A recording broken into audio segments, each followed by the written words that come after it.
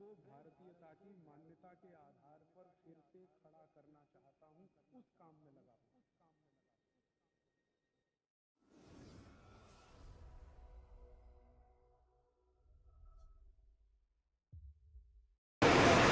और इन सब की सेना इकट्ठी होकर जब पहुंची है समुद्र के किनारे, तो बड़ा प्रश्न है समुद्र पार कैसे करें, लंका तक जाएं कैसे। और उसके पहले की घटना यह है कि यह तय किया गया कि भाई हम सब समुद्र जाएंगे पार करने के लिए, उसके पहले किसी एक को भेज के देख लो।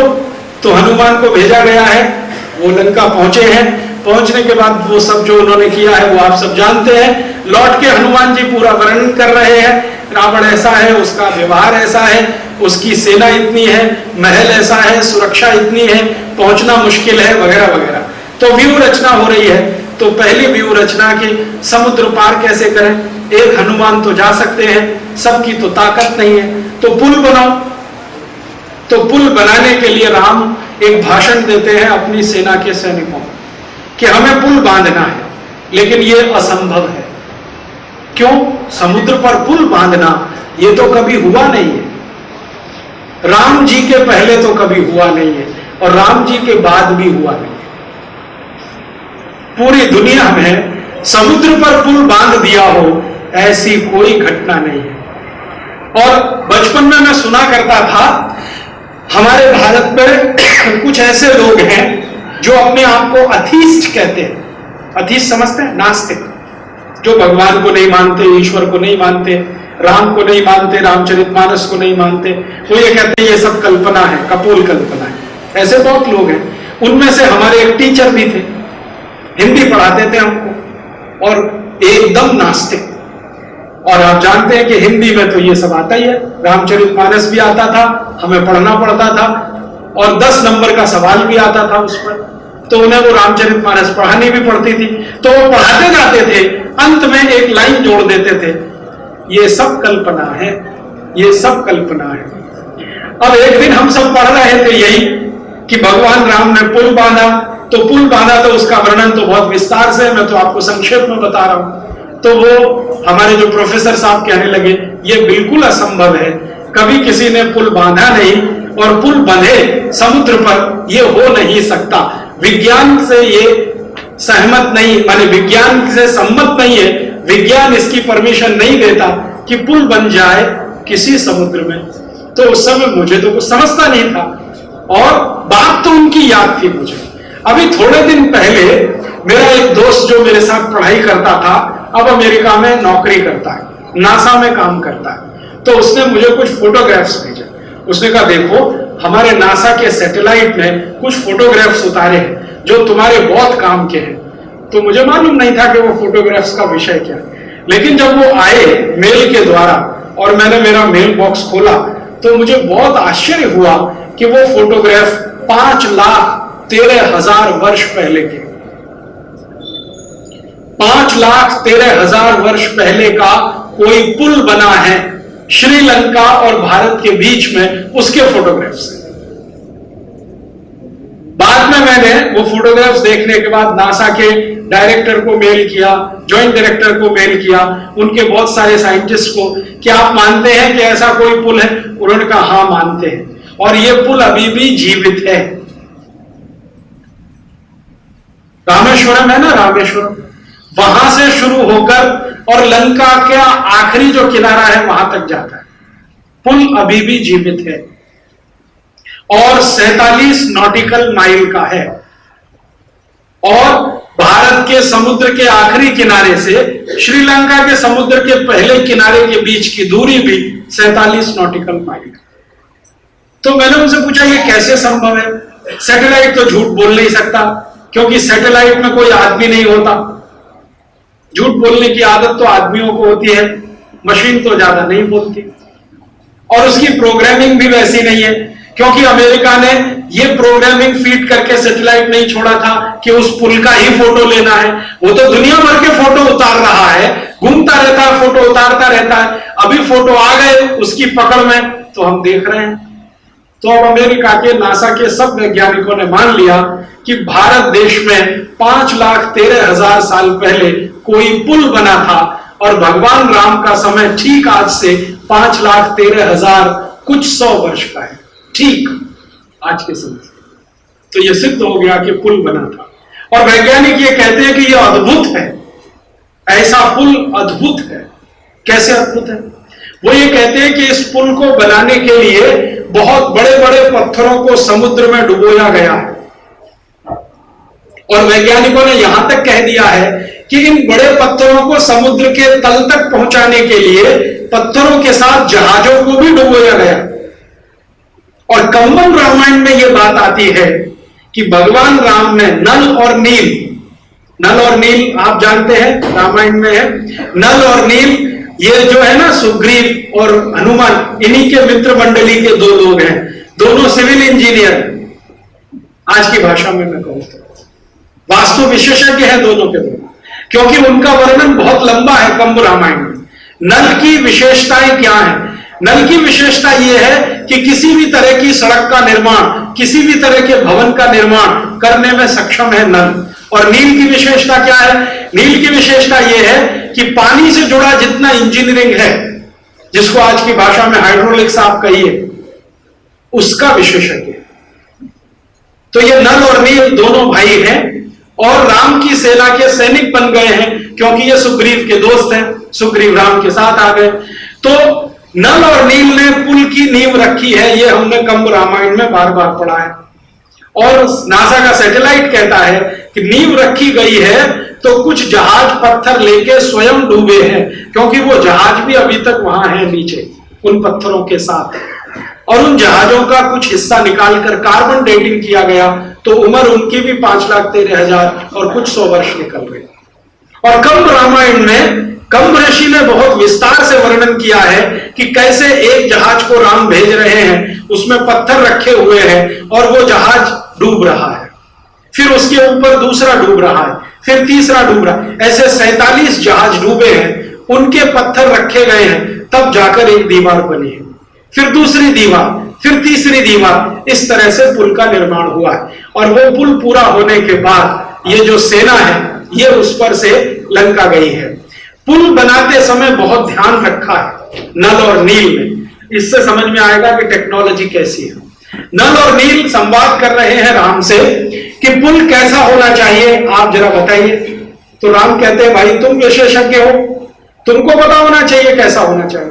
तो भी कहते हैं आप कुछ तो इशारा करिए, हम तो तकनीकी जानते हैं लेकिन आप तो गूढ़ रहस्य भी जानते हैं, आप बताइए। तो राम कहते हैं देखो पुल ऐसा होना चाहिए जिस पर से मेरी पूरी सेना पार हो जाए और जरूरत पड़ने पर वापस भी लौट आए। ऐसा नहीं कि सेना पार हुई और पुल गया, जाए पूरी सेना और लौटकर वापस आए। तो नल और नील बड़े आश्चर्य में पड़ गए। वो कहते हैं कि आप ऐसा क्यों कह रहे हैं कि हमारी सेना जाए और लौट के भी वापस आए। तो राम कह रहे हैं कि मैं जिस रास्ते जा रहा हूं इसी से वापस भी आऊंगा।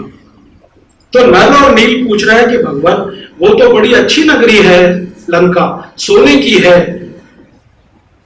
हीरे जवाहरात है, बहुत धन है, बहुत संपत्ति है, आपके बारे में तो मैं ये सोच रहा हूं कि आप वहां जाके रहेंगे, रावण को मारेंगे और वहीं अपना आवास बनाएंगे। तब नल नील को उन्होंने कहा है जननी जन्मभूमिश्च स्वर्गादपि गरीयसी, कि जिस भारत माता ने मुझे जन्म दिया है वो स्वर्ग से महान है। भले वहां सुविधाएं कम हैं, धन संपत्ति कम है, लेकिन मैं लौटूंगा अपनी जन्मदात्री के पास, मैं लंका में नहीं रहने वाला। इसलिए पुल बनाते समय ध्यान इस बात का रखो कि सेना जानी चाहिए और पूरी वापस आनी चाहिए, तब तक पुल टूटना नहीं चाहिए।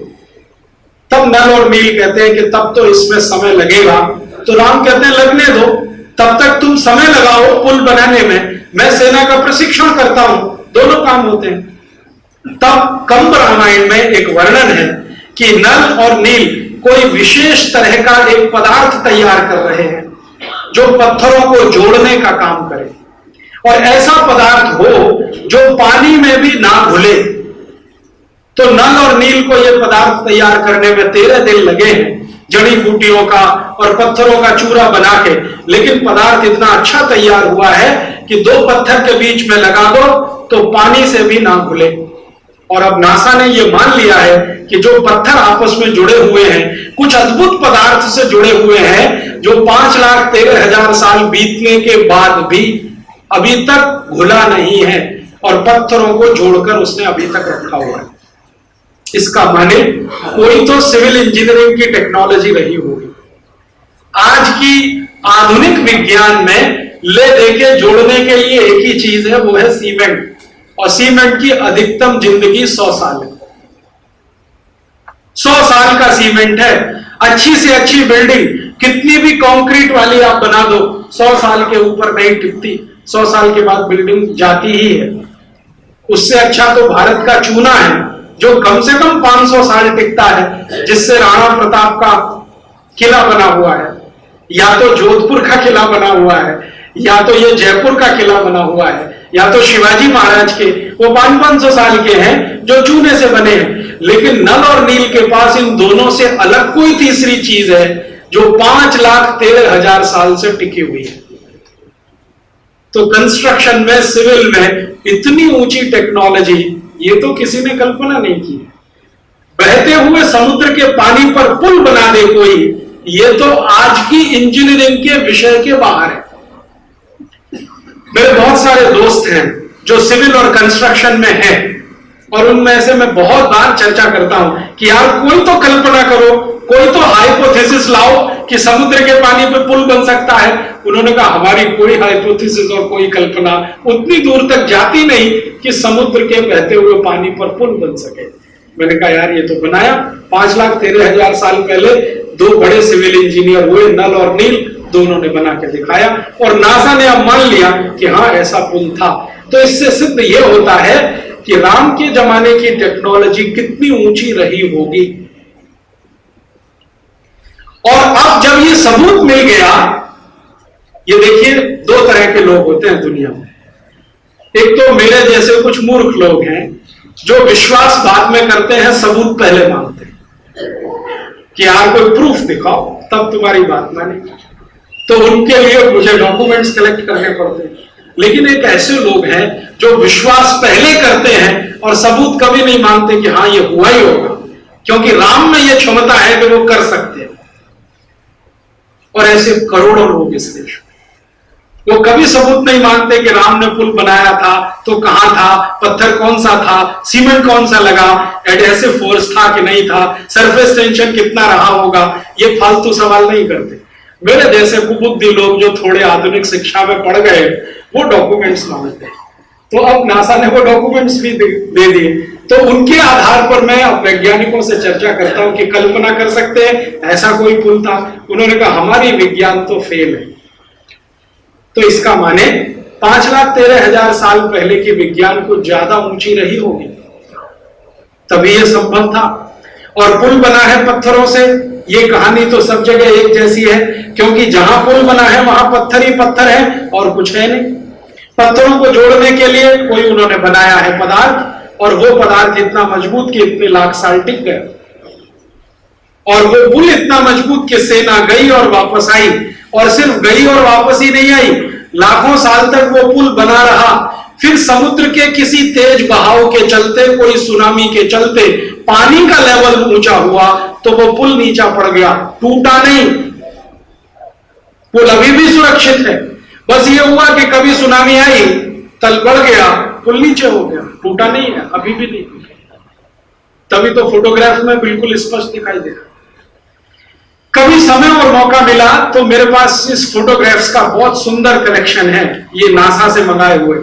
एलसीडी प्रोजेक्टर मिले तो मैं आपको दिखा सकता हूं। मेरे लैपटॉप में अभी भी ये सारे फोटोग्राफ्स पड़े हुए।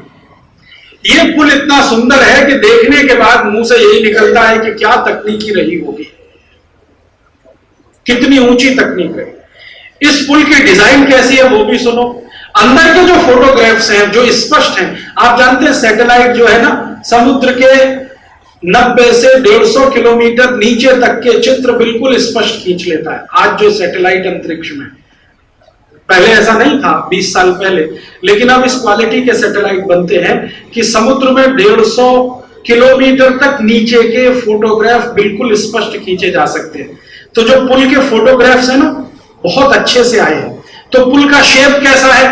ऐसा है, जेड शेप होती है ना, जेड, अंग्रेजी का जेड बनाते हैं, ऐसे ऐसे ऐसे ऐसे ऐसे, ये है पूरा पुल। तो बहुत दिन में सोचता रहा कि नल और नील ने ये जेड शेप क्यों बनाया। आजकल के तो पुल जो हम देखते हैं आधुनिक जो इंजीनियर बनाते हैं वो स्ट्रेट लाइन होता है पूरा, एक पूरी दीवार खड़ी कर देते हैं, बांध बन गया। लेकिन उस समय जो उन्होंने बांधा है उसमें ये जेड शेप है, ये क्या चक्कर है? तो बहुत दिन में कई प्रोफेसर्स के साथ माथापच्ची करता रहा। बाद में समझ में आया कि समुद्र में पानी का प्रवाह और उसका दबाव बहुत अधिक होता है, और हम कोई स्ट्रेट लाइन खींच दें तो उसके ऊपर दबाव पानी का सबसे ज्यादा होता है, तो पुल टूटने की सबसे ज्यादा संभावना है। तो नल और नील ने अकल लगा के उसको ऐसे जेड शेप में बदल दिया ताकि दबाव हर दीवार पर बराबर पड़े और पुल नहीं टूटे। इतनी ऊंचाई हिंदुस्तान के लोगों में फिजिक्स की उस जमाने में 5,13,000 साल पहले, और आज के आधुनिक विज्ञान को पढ़कर निकले हुए जो पुल बनाते हैं वो ऐसे कि एक ही बाढ़ में गया, क्योंकि वो स्ट्रेट लाइन है, सीधी लाइन है, पानी का दबाव ज्यादा पड़ेगा, जल्दी से टूट जाएगा। लेकिन उसी को अगर आप जेड शेप दे दें, जिगजैग शेप दे दें, तो पानी का दबाव सभी दीवार पर पड़ेगा और पुल सुरक्षित रहेगा। इतनी अकल उनको है, इस तरह की विज्ञान। तो ये पुल बना है, पहले हम मानते थे कि कल्पना है, अब सिद्ध हो गया कि ये इतिहास है। और जब ये सिद्ध हो गया है तो अब मैं ये कहता हूं कि आगे भी बहुत कुछ सिद्ध हो